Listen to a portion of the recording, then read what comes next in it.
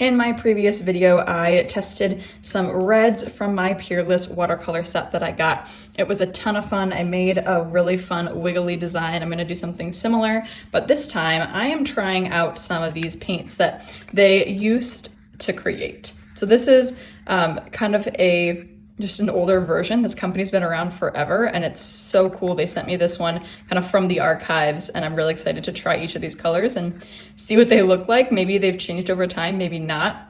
I just think this is such a cool vintage looking thing. I almost don't want to use it. I almost want to frame it and put it on the wall, but I'm gonna try it and then maybe I won't use it again, who knows.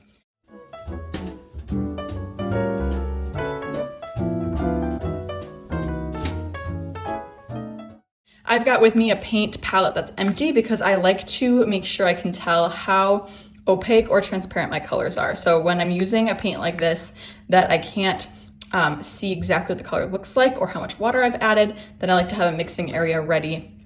Any sort of paint palette or even plastic-y surface will work just fine. So when I wake up the color, I'm gonna bring it over here and that way I can add more water to it if I need to water it down, or I can just see how opaque or dark it is.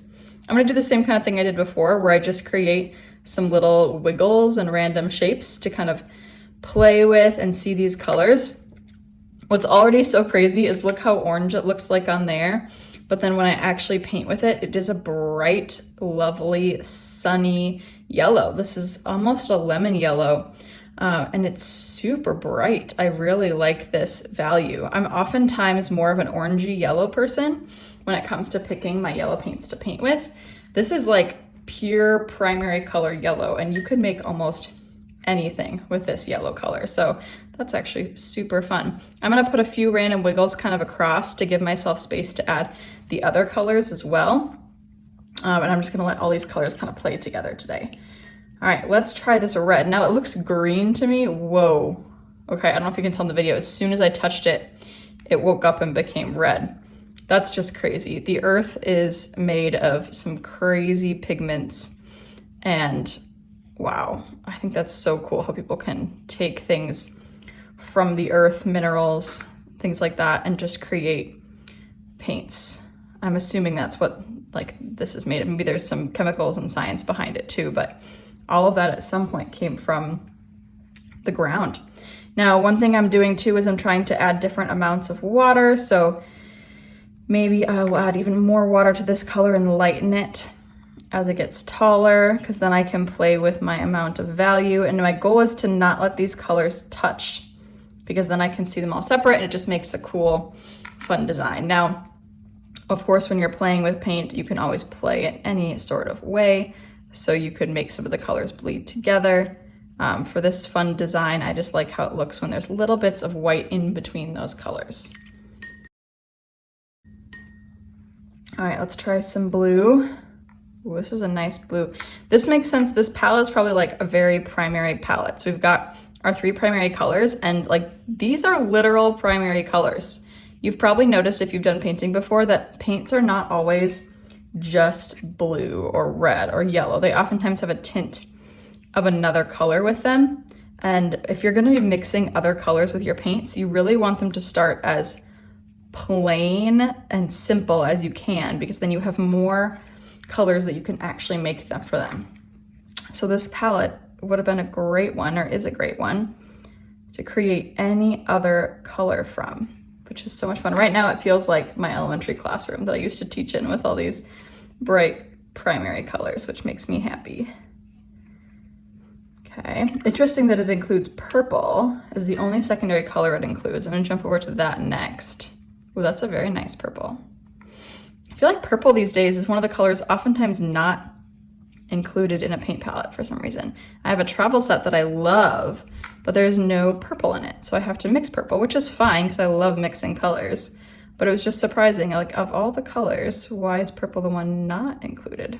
Not sure why that happens. There is also brown included, which I love, because even though you can make brown by mixing all the primary colors together, I love using brown as a mixer. And so having it already on a paint palette is a huge time saver for me. So I'm glad that that's the neutral color they chose to include.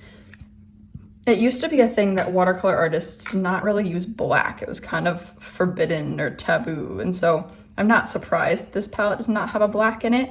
And that's fine. I like to mix blue and brown to kind of make a black. I'm gonna test this brown out. Oh, that's a very nice brown. I am super impressed with how middle of the road these colors are. Oftentimes browns can be almost red or orange, and this is a really nice neutral brown. I don't know if anyone else gets as excited about brown as I do, but honestly, like, brown is one of my favorite paint colors to use because I use it a lot for mixing. If you painted with me before, you'll know I mix brown into almost all my colors, especially when I'm doing landscapes, because I want everything to be a little muted, and brown does that super easily. So just a little bit of brown in any color, and that color instantly feels more like nature because it's not as bright as like these primary colors that we're seeing.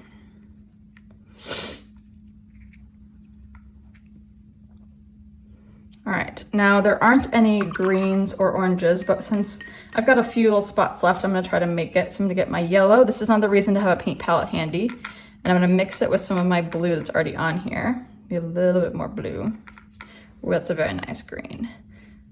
It's kind of a lime green. I could have used, let's see, a tiny bit more blue. I'm gonna find some little spots to stick my green. I didn't leave myself a lot of room. That's okay.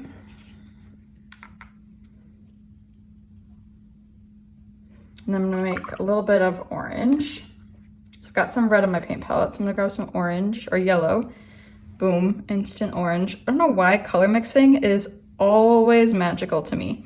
I will never get tired of two colors making a new one. I think that's part of my elementary teacher in me. The kids never got tired of it.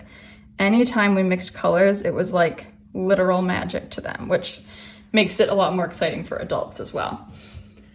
All right, look at all those fun colors. This was super fun to use these older paints. They've held up amazingly well, and they're the perfect starter palette. You can make any color with these paints. Just to kind of prove my point quick, actually, because these are such a basic color, let's make some other colors.